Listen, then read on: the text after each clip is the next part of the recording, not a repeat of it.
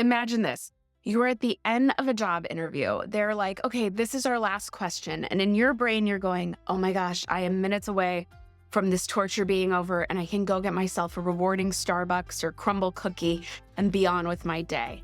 And you answer that last question and you can't wait to get out of there. But they say, do you have any questions for us?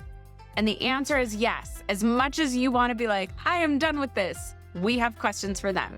So we're going to talk today about the types of questions you should ask in an interview, 3 specific questions you can ask, and sort of the theory around it in general. Let's get into it. Okay, so first things first, just as a general rule, in case you didn't know, when they ask if you have questions at the end of an interview, we always have questions. You never, ever say, oh no, you answered everything for me already. Thank you so much. Like, nope, even as much as you just want to get this over with, you have questions. Questions show that you care about this role and you want to hear more about it, about what you would do. It's going to reflect that you have interest. So real quick, in case we haven't met, my name is Cassandra. I'm a career strategist and speaker. I love talking all about our work life because that's where we spend a lot of our time and we should learn to enjoy it. So you need to ace the interview to get in that new happy job. Here's the part of the interview that can really seal it for you, and it's those questions you ask at the end. So first things first, I'm going to give you some ideas and I'm going to give you my strategy that I use in coming up with my questions, but this sounds obvious, people don't do it.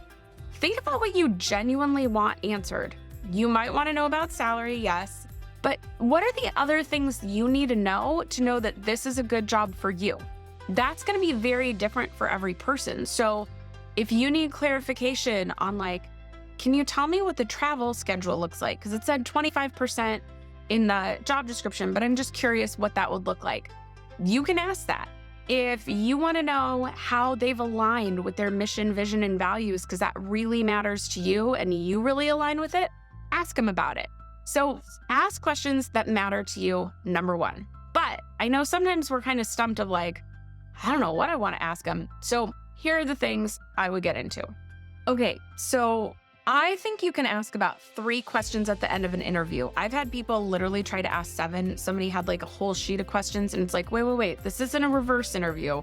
You get to ask a couple questions. You get at the end 10 minutes at best to ask your questions. So you want to be really smart about them. I like a 3-prong approach. I like a question that shows forward thinking, already trying to be successful in the role. I like a question about the culture, the environment, so I can get a picture of what I'd be doing. And I like a feedback question. We'll get into that in a minute. But I like to go through each of those because inevitably one of them will get answered before we even begin. So if you only have like one question and it's, oh, I know what I'll ask, what's a typical day look like? Or what's a typical week look like? They're going to start the interview by going, okay, so we have questions for you, but before we get into those, we just want to let you know a little bit about what a typical day looks like here. And then that's the worst because you're not listening to them actually give the answer that you wanted to know about because you're in your head going, crap, that was my question for the end of the interview. Now I don't have a question for the end of the interview. So I like to have at least 3 questions ready and I like them to be sort of in different categories so that if one gets answered, I have other ones to lean on, okay? So those forward success-driven questions, these are asking things like, can you tell me what you'd love the candidate to accomplish in the new hire to accomplish in the first 90 days, right? It shows I'm already trying to think of how to be successful. Can you tell me some characteristics of someone who's been really successful in the role before? So those types of questions that show, hey, I am excited about this position and I'm already trying to think through what it would look like to be successful here. So those are success forward thinking questions. And there's a lot more of them out there. I actually have a video, 25 questions you can ask at the end of an interview. It's just rapid fire through them. I'll put it in the little eye up here or up here. I don't know. This thing flips so that you can see that if you want to watch that next to get more inspiration. But those are the forward success driven ones. Then there's the ones that are more for me. Well, actually, those last ones are for you too, in all honesty, because those are where you need to do a gut check of, are they realistic of what someone can accomplish in the first 90 days? Are they realistic about Like, is the skill set they're looking for something that is innate to who I am, something I can work on, or something I'd be terrible at that just tortures me? You have to remember, not every job is a perfect fit for you. And sometimes we don't learn a lot until we get in that interview. So do a gut check based on their answers. Is this still the role for you? But this next set is definitely more for you than them. And it's learning about the culture, the team, and what the day to day looks like. So I do love to ask, tell me about a typical week in this role. I don't like to say typical day because every job, no matter where you work, thinks there's a, okay? Every job loves to be like, "Oh, there's no such thing as a typical day." Yes, there is. If you're an accountant, there's a typical day. But if you say a typical week, you're going to get a better picture of what the role looks like. Is there virtual happy hours on Thursdays? Are there stand up meetings every Monday? Like, you're going to see more of what goes into the day to day to see, can I picture myself there? Than if you just went, tell me about a typical day. So I like to ask about a typical week. Other questions around this area are, can you tell me about the department culture? I would not recommend asking about the company culture unless it's a small company that doesn't have a big presence online or in the world, because every large company now, every corporation, even like a lot of small businesses, you can go on their website and learn about their company culture, right? A lot of people have that on their employment page. But team culture, department culture is different.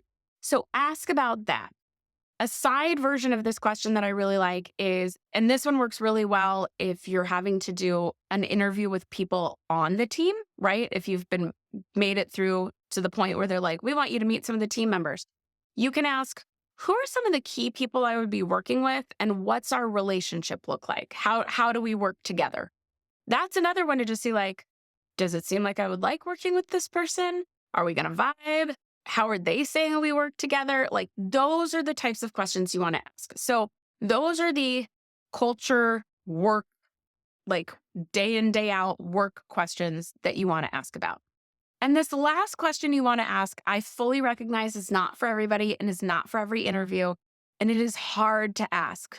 I admit it's hard to ask, but it is a great question to ask. I've had so many people now, thousands, come back and say, I got the job, and I think it was because I asked that question.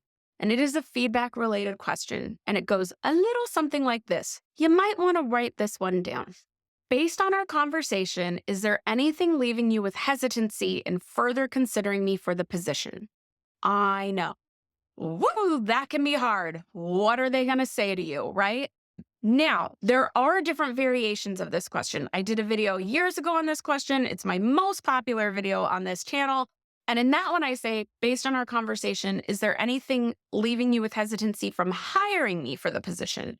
And I do think there is a time and place for that, but I think it depends on the type of interview. I think it depends on the role you're interviewing for, the company you're interviewing for, etc. If you're going for sales and this is your final round, you need to say hire. If it's in a different industry, if it's early on, if you don't know how many rounds are left, maybe we say further consider me, right? Am I gonna move on to the next round? But let's talk about why this question is so great. This is why you need to ask it. There's a couple of reasons. Number one, it shows you can take feedback. Everybody wants someone right now who can take feedback. And whether you really can or not, asking this question and remaining calm as they give you an answer is going to make you a great candidate in their eyes because you're seeking out feedback. You're demonstrating. You're not just saying, oh, I can take feedback. You're demonstrating you can take feedback and they'll appreciate that. So go from that angle. They're going to love that it shows that you can take feedback. The second reason is you're going to know right then and there how good your odds are of getting this job. It sucks at times. I think I've given this example before, but I asked this once in an interview for something that I was not fully qualified for. So it was like, I want to know where I stand. And so I asked this at the end and they gave me feedback of, well, you're really good at these things, but you don't have experience in this area and we're looking for that. And it gave me a chance to fight for it, which is our third point we'll talk about in a second. I gave my reasons of why they should still consider me. And the guy went, well, we'll see. Okay. I was not getting that job. And does that suck? Yes. But at least I know in that moment, instead of waiting around for weeks being like, they're going to email me or they're going to call me or they're totally going to call me back. Like they're just busy, right? It sounds like people when they're dating and the guy doesn't call. They're like, no, he's totally going to call. It's like, no. Instead, in that moment, I knew like, okay, I don't have any shot at this. Let me go eat my pint of ice cream and be sad for a night. And then tomorrow I'm back at it. I'm looking for other jobs. Because also, as much as every career coach will tell you, keep applying while you're interviewing. I know very few of us do. I know we get hung up on that one job and we're waiting for it. So getting the no now instead of waiting weeks to hear if it's a no, it's going to be really helpful. Now, they're probably not going to come outright and be like, no, you're not being considered further, but you should be able to read between the lines of their answer of whether you have a chance or not. And then the last reason I love it, I already shared it, is because you can fight for it, not aggressively, but this gives you the chance. This question gives you the chance to address anything that they might be questioning but didn't feel comfortable bringing up. So you've now opened the door for them to go, well, you didn't really tell us about any experience in this. And you say, oh, I'm so sorry. Could I share another example with you? I've done that in an interview and won the interview because of it. Also, there are companies where a lot of government roles where they are given a set interview question list that they have to ask every single person, and they are not allowed to stray from that list. And so sometimes you might give an answer that they're like, oh, I want to press a little further. I want to ask more about that. But they're not allowed to because of equality between candidates. But when you open the door at the end by saying, is there anything that leaves you with hesitancy, or is there anything I can clarify to help you in your decision? You are now opening the door for them to go, yeah, I'd like to know more about what you said in this question, in your answer to this question. So you are giving them a chance to ask you more so that you can clarify anything that might be left on the table. Because here's the truth. Every candidate, 5% of candidates, when they leave the room, the interviewer still has a couple of things that they're like, not quite sure, but they just keep moving forward. And so you're giving the chance to clear the air. So that's why I think you should ask that question. Let me know below if you do ask it. Also, let me know in the comments, what's the interview question you love asking? Let's get a whole thread going. If you want 25 questions you can ask in an interview, go watch this. And you can grab my free interview prep checklist in the description box below. It'll get you all set up and ready for your next interview. I'll see you in the next one. Bye.